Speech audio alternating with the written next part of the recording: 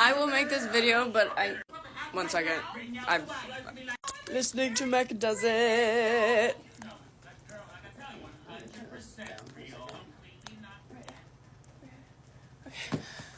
I will record this video. But you guys have to do something for me. If you save this video, I need you to also go to the fundraiser in my bio and share it so you can help a family overseas. I know these videos where I burp get a lot of traction for some reason, so I would really appreciate if you guys do enjoy these videos to also please go look into those things, and also to look into Operation Olive Branch and try to just be good humans all around.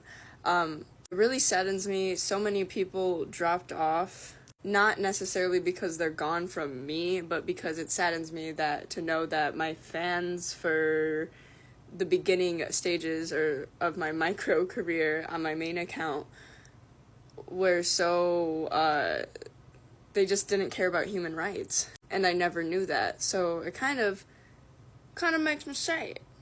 And I hope you guys, while enjoying me, can also realize that it is important to practice good humanity and good morals.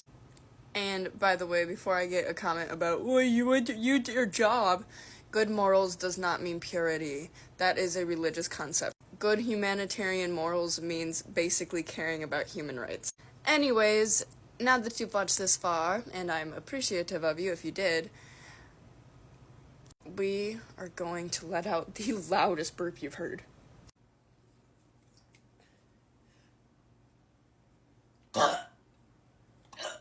Y'all, TikTok is a funny ass place because you can say something so inconspicuously, like Huck Tua, but we're not going to talk about that girl, or rate my burp, and then people follow you.